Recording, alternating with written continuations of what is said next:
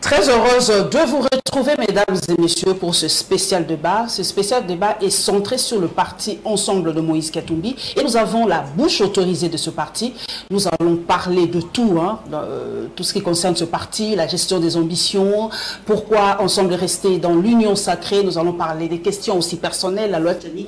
Tout ce que vous attendez d'Ensemble et d'Olivier Kamitatou, eh bien, vous aurez les réponses parce qu'aujourd'hui, j'ai cette chance de l'avoir. C'est pas toujours facile, mais aujourd'hui, il est là. Bonne année, Olivier Kamitatou. Bonne année, Paulette.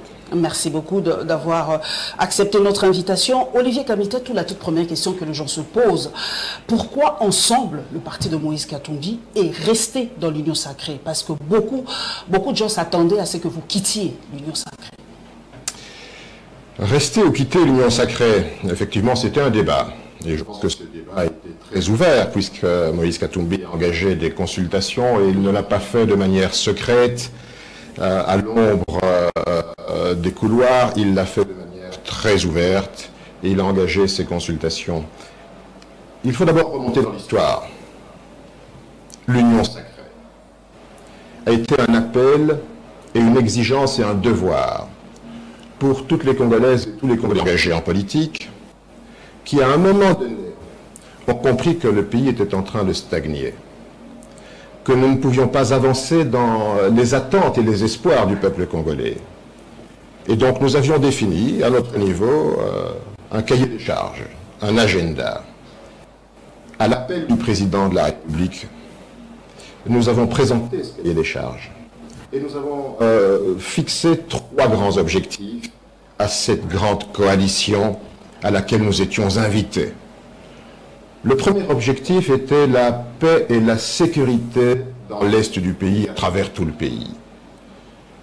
Des Congolais mouraient, massacrés dans des conditions abominables, c'en était trop.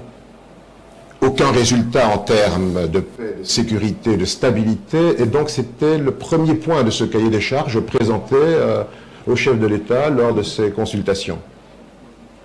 Le deuxième point important, c'est la misère, la pauvreté, l'immense précarité du peuple congolais, l'incapacité du gouvernement, de l'État congolais de répondre aux prestations de services sociaux de base minimales, que ce soit l'eau, l'électricité, la santé, l'éducation, les conditions de vie.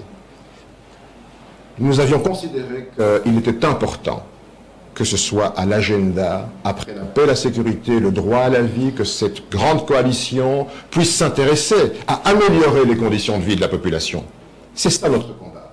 Nous nous sommes engagés en politique non pas pour notre confort personnel, mais pour que les Congolaises et les Congolais puissent vivre dans la dignité. Qu'on puisse quitter cet état de précarité qui nous expose à la moquerie générale en Afrique. Nous sommes les derniers en Afrique, dans tous les indicateurs de développement.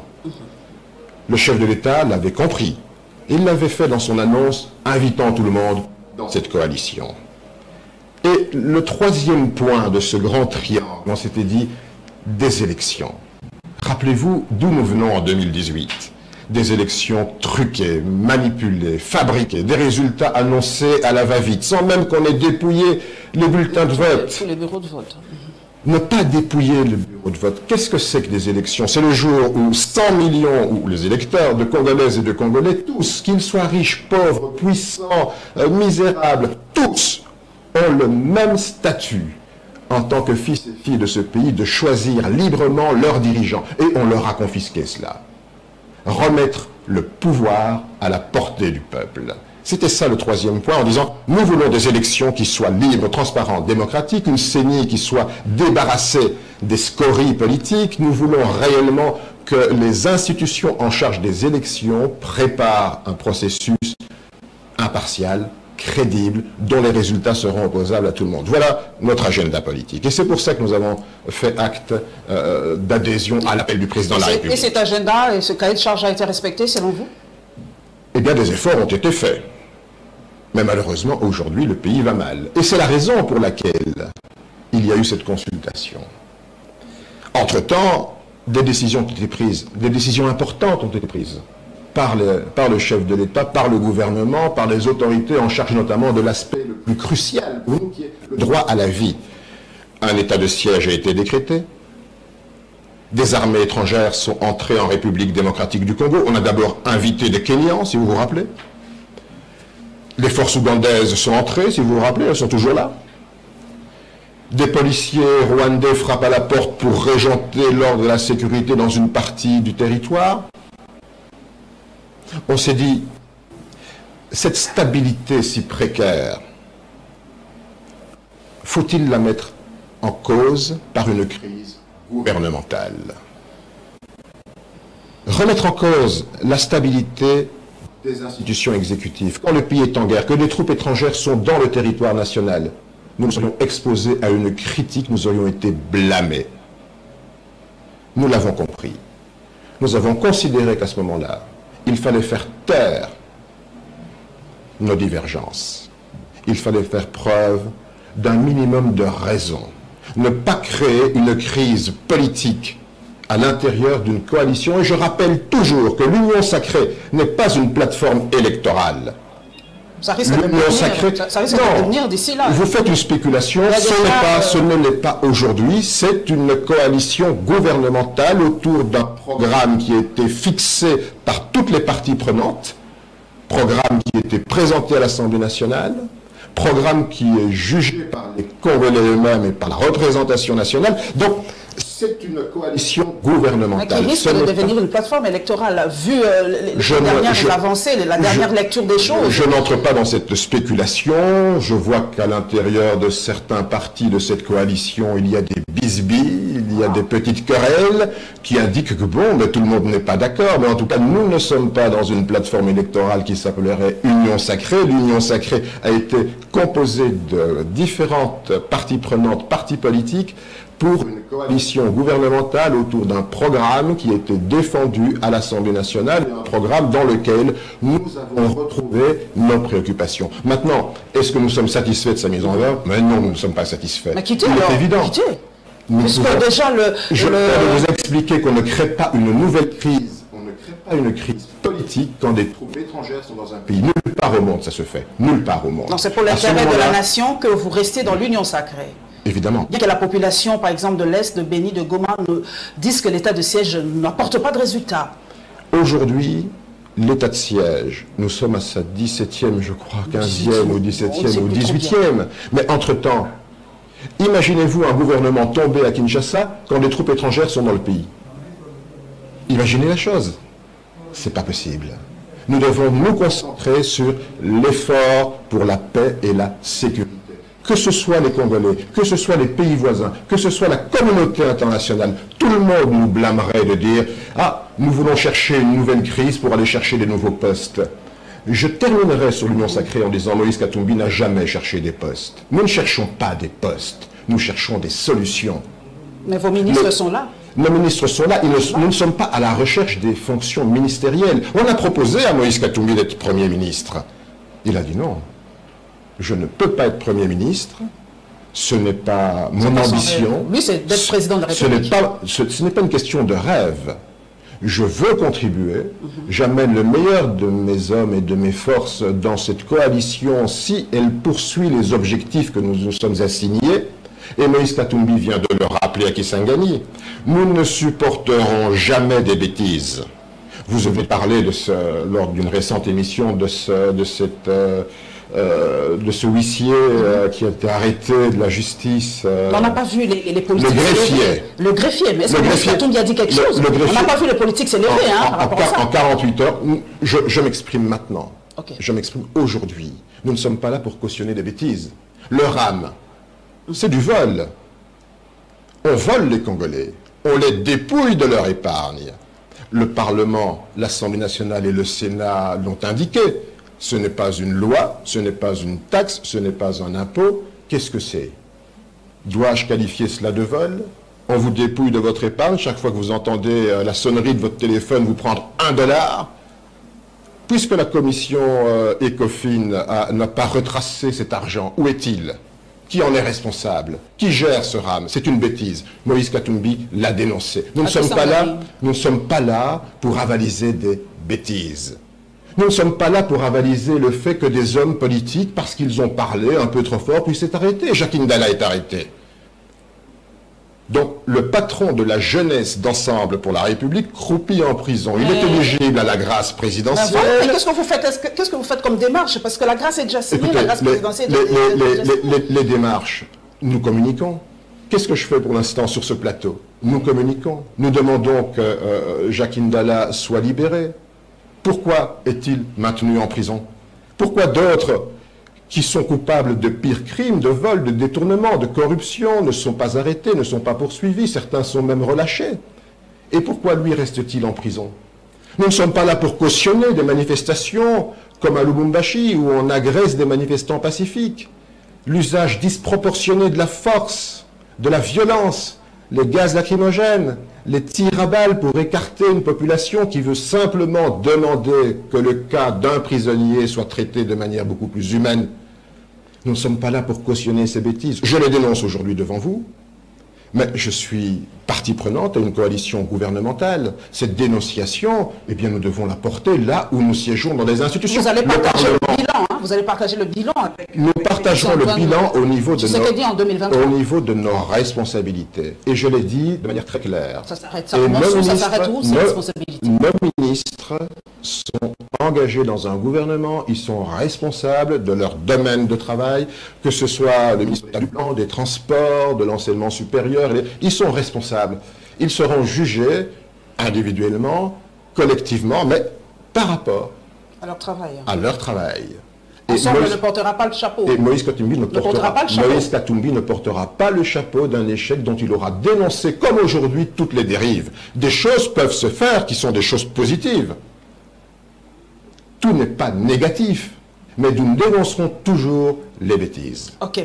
La gestion des ambitions, c'est de votre grand parti Ensemble. Il y a eu quelques petits soucis avec Francis Kalombo. On a dit qu'il a quitté, qu'il a traversé et tout ça.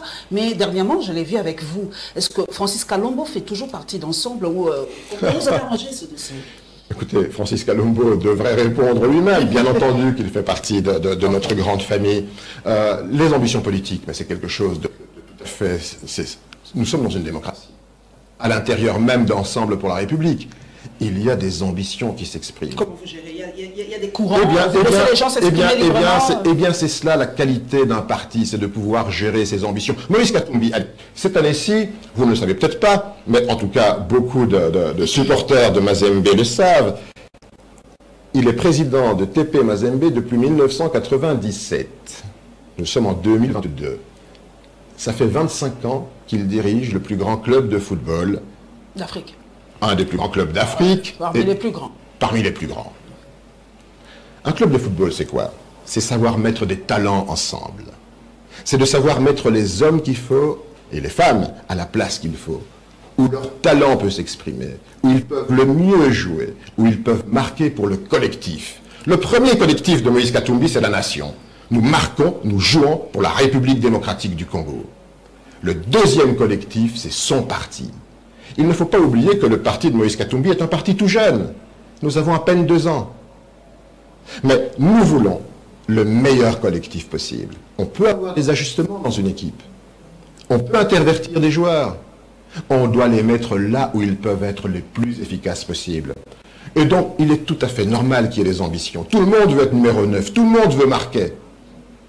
Il est rare qu'on veuille rester dans la discrétion. Quand on a une ambition politique, on a un ego. Demandez à Guardiola à Manchester City ou demandez à Pochettino au PSG. On doit gérer les égos. Mais les gérer dans le sens du collectif et dans le sens de la nation congolaise. Mais pourquoi vous êtes proche aujourd'hui de Moïse Katumbi? Parce que beaucoup, moi j'écoute cette population, beaucoup disent que vous êtes proche de Moïse Katumbi pour son argent. Moi je ne mange pas les mots, je ne tourne pas autour du pot. Ceux qui sont là, c'est pour l'argent de Moïse Katumbi. Tout simplement. D'ailleurs, il y a une photo qui a été virale où on vous voyait descendre d'un avion avec des valises. Et beaucoup ont dit que vous êtes devenu porte-mallette de Moïse Katumbi. Ça avait choqué certains et d'autres disent c'est vrai. Comment c'est lui qui a été président de l'Assemblée nationale, ministre du plan, peut se rabaisser. Moi, je dis vraiment les mots, peut se rabaisser à être porte-parole de Moïse Katumbi. Je vous ai avec moi. Parlez-nous un peu de cette photo. J'aime bien cette photo. Oui, oui. Qu'est-ce qui s'est passé? Nous rentrions d'un voyage à l'étranger. Nous sortons de l'avion de Moïse Katumbi. Et cet après-midi, je dois prendre immédiatement Éthiopienne parce que je vais en Europe. Donc, j'ai avec moi mes bagages personnels. Je n'ai pas le temps de passer par l'immigration, où les formalités administratives ont été faites par le protocole. Un autre avion attend à côté, une ligne régulière éthiopienne. Je descends rapidement de l'avion pour aller prendre l'autre avion qui va décoller. Voilà, ce sont mes bagages personnels et évidemment, la Talibanie a considéré que je porterais les bagages de Moïse Katumbi. Moïse Katumbi a bien du personnel pour porter ses bagages et ce n'est pas moi qui vais porter les bagages de Moïse Katumbi. Je n'ai pas à vous rappeler mon passé politique. Mais ce jour-là, et c'est bien que vous me permettiez d'expliquer pourquoi je suis dans la précipitation en descendant de l'avion. Parce que l'avion éthiopien est juste à côté et que j'ai peu de temps pour embarquer, j'embarque le dernier. Et malheureusement, effectivement, cette photo a été prise et le commentaire a été particulièrement fielleux. C'est fiel et très méchant. Mais bon, on s'accommode de la méchanceté en politique. Je n'ai pas répondu à cela. Et d'ailleurs, comment aurais-je répondu en disant, mais attendez, il y avait un autre avion à côté, j'étais en train de descendre rapidement pour monter dans l'autre avion. Maintenant, être porte-parole de Moïse Katumbi, ou être son directeur de cabinet, ou travailler pour son argent. Je vous rappelle un peu notre passé politique. En 2015, avec 6 autres compagnons, et Moïse Katumbi sera le 7e, nous avons quitté le pouvoir. Parlons de Moïse Katumbi. Il dirigeait la province la plus riche de la République démocratique du Congo. Aujourd'hui, on peut en parler. Quand on est gouverneur du Grand Katanga, qui rapporte plus d'1 $ sur 3 dans la caisse de l'État, ça veut dire 3 ou 4 milliards de dollars de chiffre d'affaires, et que vous quittez cette fonction. Je ne connais pas 3 Congolais qui doivent gérer une province qui rapporte autant d'argent, plus que beaucoup d'autres États congolais, et qui, par sa vision, sa volonté, sa conviction, décide de laisser ce mandat, sans aucune garantie, et de le laisser librement. J'étais ministre du Plan, qui n'est pas le plus petit des ministères. C'est la petite coordination de l'action gouvernementale en termes de développement. J'étais ministre du Plan pendant de nombreuses années. J'ai laissé librement mon mandat. Nous sommes partis. Nous avons écrit à 3 reprises au président Joseph Kabila pour lui dire que nous ne supporterions pas une modification de la Constitution aux fins d'un électoralisme qui heurterait la conscience de tous les Congolais. Et nous sommes librement partis. Donc, ce n'est pas pour des questions d'argent que nous sommes partis. Nous sommes partis parce qu'avec Feu Pierre Lumbi, Charles Mwando, Feu Gabriel Kyungu, paix à leur âme, ils nous ont quittés, avec José Ndundo, avec José Ndundo et Lutundula, pardon, Christophe Tundula, José Ndundo et Dani Benza, nous avons décidé de partir. Nous avons quitté nos postes librement. Donc quand on dit on est parti chercher l'argent Moïse Katumbi, c'est absolument faux. Nous avions d'abord conscience que nous entrions dans une période délicate et qu'il nous fallait être exemplaires. Tout comme nous nous sommes toujours opposés à toute modification de constitution qui viserait à confisquer le pouvoir au détriment du peuple congolais. La loi Tchani, Parce que vous parlez de constitution, parce que Tchani se bat bec et ongle pour que cette loi passe à l'Assemblée nationale. Et cette loi, beaucoup disent que cette loi est taillée sur mesure pour empêcher Moïse Katumbi d'être candidat aux élections de 2023. Mais là, je vais d'une façon personnelle, parce que je l'ai déjà dit sur tous les réseaux sociaux, vous êtes métis. Comment vous vous sentez personnellement face à cette loi? Est-ce que c'est une loi discriminatoire? Est-ce que vous vous sentez, Olivier Kamitatou, totalement congolais ou totalement d'une autre nation? Parce que c'est ce qu'on vous reproche. On dit beaucoup que les métis choisissent souvent l'autre partie, pas la partie congolaise. Quand il y a de problèmes, ils se réfugient dans l'autre partie. Alors, est-ce que vous vous sentez totalement congolais? Et si cette loi est discriminatoire, dites-nous pourquoi. Personnellement, hein, comme j'ai un métis avec moi, on parle table sur table. On va carte sur table. La première chose, c'est que, vous l'avez dit, cette loi, c'est une modification de la Constitution.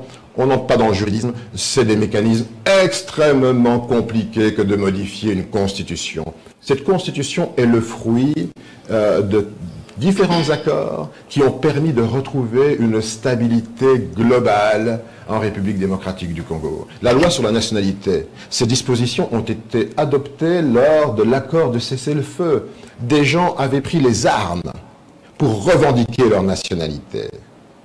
Nous avons considéré que c'était à Sun City. C'était à Addis Abeba. Addis Abeba, ok. En juillet 99. Okay. Le pays était divisé, séparé. Des centaines de milliers de victimes, victimes directes et indirectes.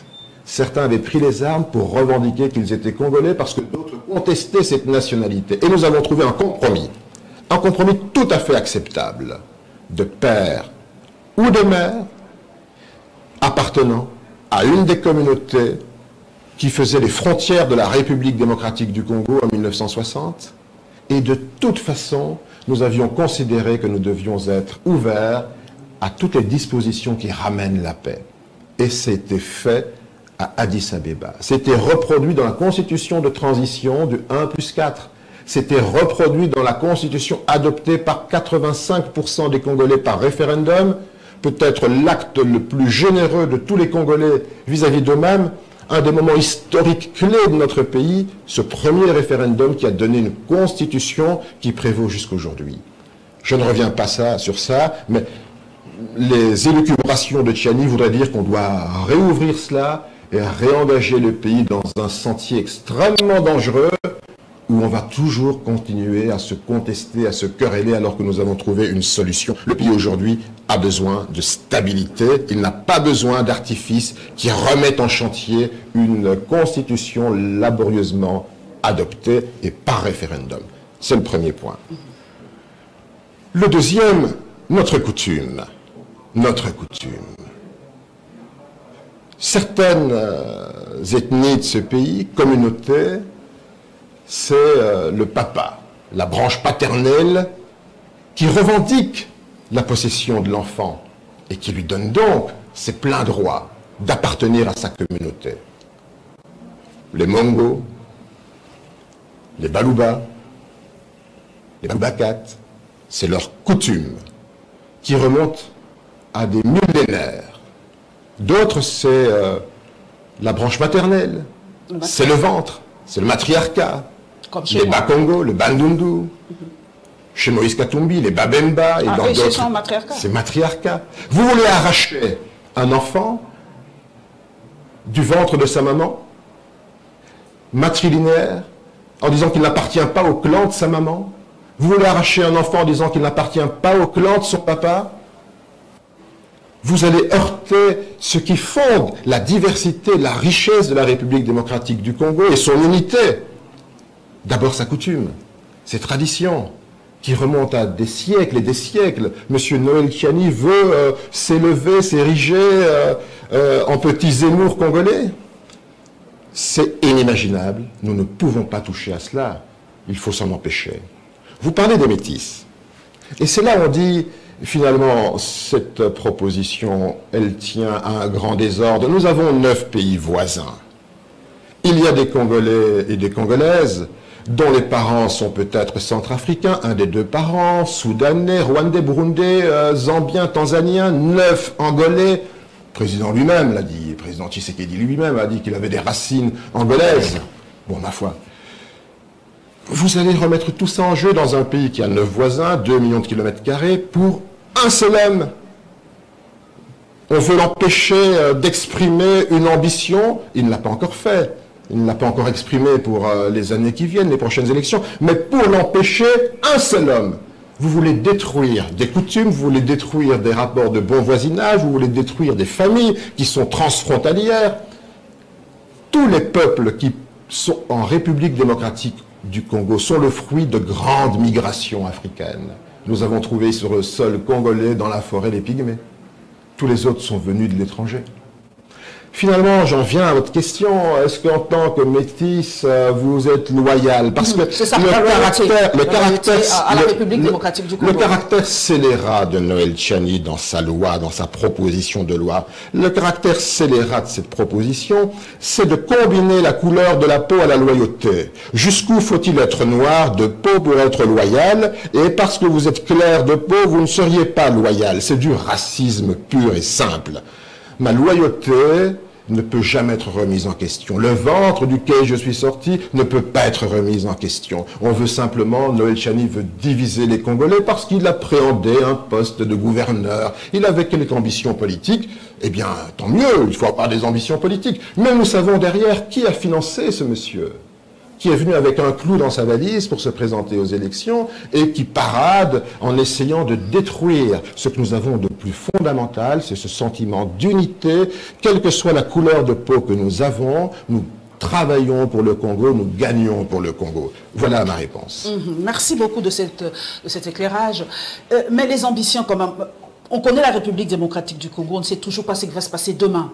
Et si demain cette loi passait, les gens m'ont dit, les internautes m'ont dit de vous poser cette question, est-ce que Moïse Katumbi soutiendrait Félix Antoine Tshisekedi ou Martin Fayulu? Je ne suis pas dans cette situation. Il faut toujours, non, il faut toujours savoir, peut-être que vous êtes dans l'union sacrée, donc probablement le premier choix, ça sera Fayulu, ça sera Félix Antoine Tshisekedi. Au cours de cette émission, en 20 minutes, vous dressez la première spéculation, et si l'union sacrée se transformait en plateforme électorale? C'est une spéculation, nous ne sommes pas entrés dans une plateforme électorale et c'est une projection dans laquelle nous ne nous inscrivons pas. Okay. Maintenant, vous nous dites, et si la loi Tchani passait, ça voudrait dire que les Congolaises et les Congolais seraient tout à fait aveugles à ce qui convient pour eux de conserver l'unité de ce pays. Vous savez, nous sommes 100 millions de Congolais sur 8 milliards d'habitants, donc pratiquement un terrien sur 100, là, vous les comptez, là, c'est en congolais, c'est en congolais. Nous avons à l'étranger les plus grands scientifiques, des hommes et des femmes de grande qualité. Dans chaque famille, nous avons des Congolais qui ont émigré, mais qui se sentent dans l'âme congolais, qui veulent le rester profondément. Quand on parle Congo, ça résonne à leur cœur. Quand ils parlent du Congo à leurs enfants, qui parfois ont même perdu la langue, qui ne veulent pas rentrer, on leur dit non, rentrez au Congo, c'est votre pays, c'est votre avenir, c'est notre avenir. C'est un des pays les plus beaux au monde, si pas le plus beau du monde. Chaque Congolais, chaque Congolaise qui a des racines ici, et je ne cesse de le dire, il faut donner à nos enfants des racines, mais en même temps il faut leur donner des ailes. Les racines, elles sont profondément dans cette terre congolaise. Donc je ne veux même pas aborder cette question, et si, et si, et si. Ok. Maintenant, par l'implantation du parti Ensemble, vous avez commencé à Kisangani, et quel est le programme? Vous allez aller où? Est-ce que beaucoup disent, est-ce qu'Ensemble irait au Kasaï? C'est vraiment une question que des gens m'ont dit de vous poser, parce que déjà Kisangani, on connaît, c'est une ville ouverte, une ville qui a accueilli Lumumba, qui a accueilli Gizenga, tout le monde. Est-ce que vous serez aussi accueillis partout ailleurs avec le même engouement, avec la même joie? Nous sommes dans un monde de compétition politique. Chacun a son programme, chacun a ses ambitions, chacun a sa vision. On n'est pas là pour chanter le djalelo de qui que ce soit. Nous sommes là pour convaincre les Congolais qu'un autre Congo est possible, qu'un changement est possible. Certes, nous sommes dans une coalition gouvernementale, mais nous voulons faire plus, faire mieux et faire plus vite pour les Congolais. Et nous pensons qu'avec Moïse Katumbi, nous pouvons faire mieux. Nous pouvons faire plus. Et surtout, nous pouvons faire plus vite. Que ce soit dans le domaine du développement, de l'eau, de l'électricité, de l'école, de l'emploi, de la mobilité, de l'agriculture. nous pouvons faire plus, nous pouvons faire mieux. Eh bien, nous allons convaincre partout. Et c'est ça l'enjeu de la politique. Ce n'est pas venir planter un drapeau et partir, c'est sans plan. Planter un drapeau, convaincre, animer, rassembler. Et Moïse Katumbi est ensemble, c'est pour ça qu'on s'appelle ensemble. On a vocation à rassembler. Et nous irons là où le terrain est le plus difficile pour convaincre qu'un autre Congo est possible. Et au Kasaï. Vous allez aller au Kasaï? Nous n'irons pas nous embourber. Je comprends l'image, je vois l'image. Ok, donc ensemble va aller. Le prochaine étape après qu'ils sont gagnés, ça sera ce sera l'Ouest, ce sera Kikwit. Okay. Pour le président Moïse Katumbi, pour la cellule d'appui à l'implantation. C'est une cellule d'appui, donc nous avons un parti aujourd'hui où nous avons des centaines de milliers de personnes qui ont pris les fiches d'adhésion. Nous allons continuer parce que ce qui nous est assigné, c'est de monter à 1 million d'adhérents, ce qui est un chiffre que nous voulons atteindre assez rapidement, mais ce n'est pas simplement quelqu'un qui vient chercher une fiche ou une carte, c'est quelqu'un qui est convaincu, c'est quelqu'un qui sait pourquoi il porte les couleurs de ce parti politique, parce qu'il y a un idéal, parce qu'il y a une vision, parce qu'il y a une idéologie, parce qu'il y a un leadership. Et c'est vers ça que nous devons aller. Donc il faut convaincre partout et nous irons partout pour ça. Olivier Kabitatou, comment est structuré Ensemble? Est-ce que le parti Ensemble est un pyramide renversée ou pas? Parce que beaucoup disent que c'est la base qui donne l'impulsion à un parti. Et j'ai l'impression que pour Ensemble, c'est la pyramide normale. Le leadership vient de Moïse Katumbi. Il vient des deux côtés, parce que finalement, Ensemble a une particularité. C'est qu'il y a eu des partis souches. Le G7, vous savez, quand on a créé le G7 avec tous mes compagnons qui nous ont quittés et ceux qui sont encore là, nous avions la vision de faire un grand parti politique. Et Moïse Katumbi a dit non, c'était pas le moment. Nous étions presque en train d'aller vers des élections de 2016. Et quand Joseph Kabila nous a chassés purement et simplement, sans autre forme de procès, sans nous écouter, eh bien, nous nous sommes dit, on fait un parti politique. Il a dit non, il vaut mieux rassembler. On ne va pas rassembler sur un parti, sur quelque chose de partisan. Et il y a eu une plateforme. Donc il y a eu une espèce de, au niveau horizontal, nous nous sommes alignés à différents partis politiques pour créer une grande plateforme pour soutenir la candidature de Moïse Katumbi, qui était malheureusement pénalisé, qui n'a pas pu se présenter. Donc aujourd'hui, nous avons considéré qu'il était temps de faire un parti politique. Donc vos partis sont dissous dans Ensemble. ARC, par exemple, n'existerait plus. Les forces de l'ARC, les forces du PND, les forces de l'ADP se sont intégrées dans un grand parti politique qu'on appelle, c'est pas un mouvement, c'est un parti qu'on appelle Ensemble. Maintenant, nous allons aller le plus loin possible pour porter notre idéal, celui qui nous a guidés à faire le G7. Nous irons le plus loin possible. Vous irez le plus loin ensemble. Voilà, donc je crois que toutes les questions ont été posées. Hein. Il y a encore, la population ne fait que poser de questions. Je ne vois pas, envoyez-moi le papier. Je suis myope comme mon père, donc c'est l'héritage de mon père, je suis myope. Les gens ne font que poser. Dossier Kabound. Bilan Fati et rapport avec Jean-Pierre Bemba. C'est vrai que Jean-Pierre Bemba aussi fait partie de l'Union Sacrée. Oui, tout à fait. Vous avez des bons rapports avec Jean-Pierre Bemba ou Martin Fayoulou? De bons rapports J'ai l'impression qu'après les élections, comme vous avez soutenu Martin Fayoulou, après les élections, Martin Fayoulou restait tout seul. Hein. Non, nous avons des rapports qui sont des rapports harmonisés avec Martin Fayoulou, avec Jean-Pierre Bemba. Je pense qu'il n'y a vis-à-vis de l'un ou de l'autre aucun problème personnel. Il y a des choix politiques, il y a des options politiques qui peuvent être levées, mais je pense que, et je ne peux pas parler en leur nom, que Bemba et Fayoulou et Katumbi ont la même idée, la même ambition pour le Congo. La manière de l'exprimer peut être différente, chacun a sa personnalité, mais cette vision globale qui est de dire nous voulons un Congo riche, fort, grand, prospère, je pense que ces trois acteurs politiques partagent cette vision. La manière maintenant de mettre en œuvre cette vision, chacun a sa méthode. Bilan 3 ans de fatigue. Écoutez, le bilan, vous le vivez chaque matin. Après la première année, si je me souviens bien, certains voulaient dépenser de l'argent pour un grand feu d'artifice, imprimer un billet de banque de haute valeur faciale avec le portrait du président de la République. C'était l'euphorie. 2020, c'était l'euphorie, un an de pouvoir, et on voulait dépenser, je crois, 5-6 millions pour fêter... C'était 6 millions. 6 millions pour fêter le premier anniversaire. Pour fêter le troisième, tout le monde se tait. J'ai répondu. Kakabound, qu'est-ce que vous en pensez? Est-ce que l'UDPS est en train de creuser sa propre tombe? Je n'ai pas à parler d'un parti qui est dans la coalition gouvernementale. Je ne connais pas les liens, les tenants et les aboutissants de cette querelle qui a démarré, je pense, sur un incident de la route. Est-ce que c'est une crise politique dans un autre parti? Ça ne nous concerne pas. Ça, c'est le problème de l'UDPS, c'est leur cuisine interne. Mon problème à moi, c'est la campagne d'adhésion, c'est de faire ensemble la plus grande force politique du pays. Comment adhérer à Ensemble? Parce que beaucoup de gens m'ont dit, est-ce qu'il y a des adresses, est-ce qu'il y a de lieux pour adhérer? Effectivement, donc dimanche, je vais effectivement commencer une tournée, expliquer comment on peut adhérer et laisser également la parole à ceux qui veulent adhérer. Parce que finalement, vous avez dit, est-ce que ça vient d'en haut? Non, nous avons une idéologie.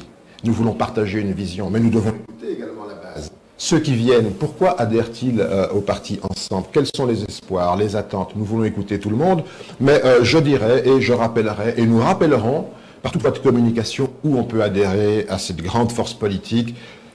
J'ai commencé par une image du football. La réussite de Moïse Katumbi dans le football, toutes choses étant égales par ailleurs, c'est la même réussite que nous ambitionnons dans le monde politique. Dans le monde politique, c'est tout à fait autre chose, mais la même ambition. Ça veut dire être un parti fort, un parti exemplaire, un parti où les règles, la hiérarchie est respectée, mais où les règles démocratiques le sont tout autant. J'ai une intelligence avec moi, je profite de l'occasion. Vous avez cité Zemmour. Est-ce que l'extrême droite française peut avoir la présidence, peut gagner en France aujourd'hui? Parce que Zemmour a beaucoup d'adeptes, de gens qui l'apprécient. Hein. Parce que nous sommes à l'ère du populisme. Pourquoi j'ai comparé, je fais grand cas de M. Tchani, qui est un petit Zemmour, un Zemmour, allez, bon. Le populisme est en train de gagner de grands espaces à travers le monde. Pourquoi? Parce que les codes de la politique ont changé. Aujourd'hui, vous avez les réseaux sociaux. Les gens réagissent immédiatement. Ils se projettent parce qu'ils semblent compter chacun dans leur opinion par rapport à une idée précise. Donc c'est une démocratie directe. Et dans la démocratie directe, quand il n'y a pas une interface, les populistes gagnent parce qu'ils réveillent les instincts les plus bas, grégaires. Et ça, il faut le dénoncer. Et c'est pour ça qu'on appelle le monde à revenir à la raison. Il faut qu'il y ait un leadership raisonnable, exemplaire. Ce que veut Moïse Katumbi, c'est une République démocratique du Congo exemplaire. Nous serons exemplaires. Nous n'allons plus traîner au dernier rang de l'indice de corruption mondial, au dernier rang de l'indice de développement humain mondial, au dernier rang de tous les tableaux du doing business. Tous les projets sont en train d'échouer aujourd'hui. Nous devons nous ressaisir. Et ce ressaisissement passera par Ensemble. Moïse Katumbi est très actif dans les réseaux sociaux. Est-ce qu'il répond aux gens, il répond aux gens dans les réseaux sociaux, sur Twitter et ailleurs? À défaut d'être très réactif, en tout cas, Moïse Katumbi a près d'1 million de followers sur Twitter. Je pense que dans le monde politique, qu'il soit occidental ou africain, c'est peut-être lui la star. Ça veut dire que sa voix porte. Moïse Katumbi est un homme qui a une très grande empathie, une très grande capacité d'écoute, un très grand cœur, une très grande générosité de cœur. C'est à partir de là. On m'a dit JB, il aime les gens et pas l'argent. Ça, c'est JB qui l'a paraphrasé. Le chanteur. Je ne serai pas dans la poésie, mais en tout cas, Moïse Katumbi aime les gens et les gens le lui rendent bien. Ok. J'ai aussi un sportif avec moi. La CAN, on en parle un tout petit peu parce que cette CAN ici soulève beaucoup de polémiques. On dit que le Cameroun fait tout pour gagner. Il passe par des voies controversées. Commencer par la Covid, par exemple, pour l'équipe de Comores. Toute l'équipe a été de Covid et pourquoi pas, il n'y a pas un seul cas au Cameroun. Alors les gens disent, bon, à la fin, que le Cameroun n'a qu'à gagner cette CAN et voilà. Qu'est-ce que vous en pensez? Vous pensez que c'est je tiens d'abord à réussi autrefois, il y avait des petites équipes et des grandes équipes. On parlait des grandes équipes, le Cameroun, le Nigeria, la Côte d'Ivoire, aujourd'hui la RDC. Aujourd'hui, les grandes équipes, les grands noms, les belles réputations sont secouées, mises en danger par des pays dont la réputation était plus modeste. Comment, les Comores, la Guinée équatoriale, le Cap-Vert, c'est magnifique. Ça veut dire que le sport est en train d'avancer.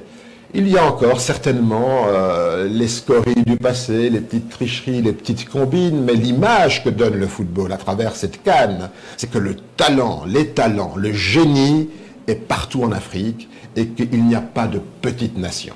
Merci. Et avant de nous quitter, nous aimerons avoir vos impressions sur notre nouvelle chaîne de télévision. Comment vous vous êtes senti ici, l'accueil et tout. Ça va nous faire un peu de bien, quoi. Qu'on se jette un peu de fleurs. Eh bien, je tiens d'abord à vous féliciter, parce que vous faites un métier qui est à la fois... Il y a les états généraux de la presse. Voilà, vous faites un métier noble, mais qui parfois est dangereux. Vous êtes passionné de votre métier, comme Peter Tiani, comme d'autres, et je tiens vraiment à vous féliciter, parce que cette passion vous coûte. Et les gens ne s'en rendent pas assez compte. Et on nous traite souvent d'être des larbins des politiques, les marchepieds des politiques. On nous insulte souvent par rapport à ça. Mais bon, disons, félicitations, parce que mais c'est un acquis. Ça veut dire que nous pouvons perdre beaucoup, sauf le droit de parler, d'être entendu, et vous nous permettez d'exercer ce droit. Donc je tiens vraiment à vous féliciter pour ça. Et ce studio et cet accueil, je vous en remercie tout autant. Merci mesdames et messieurs. Voilà, merci à Olivier Kamitatou. Bonne année d'ailleurs. Bonne année. Et bon vent ensemble. Et bonne année à tous vos auditeurs et bonne année à tous ceux qui vous suivent. Que cette année soit une année où effectivement chacune et chacun puisse se dire qu'on peut s'épanouir dans ce pays, qu'on peut y être heureux. Et le vœu le plus cher que j'ai, c'est que, eh bien, tout le monde retrouve la fierté d'être congolais. Et que ça ne s'exprime pas seulement par des discours, mais que chaque parent puisse se dire « Mon enfant a un avenir, ma famille peut vivre correctement. Mon vœu le plus cher, c'est que chaque ménage congolais puisse être heureux. Tous les ménages heureux se ressemblent. Chaque ménage malheureux l'est à sa manière. Alors quittons les chemins du malheur et ayons une vue de prospérité pour tout le monde. » Merci Olivier Kamitatou, merci et bonne année encore. Bon vent ensemble, bon vent pour l'implantation de ce parti à travers la République démocratique du Congo. Et nous nous retrouverons très prochainement dans un autre spécial débat. Au revoir. Au revoir.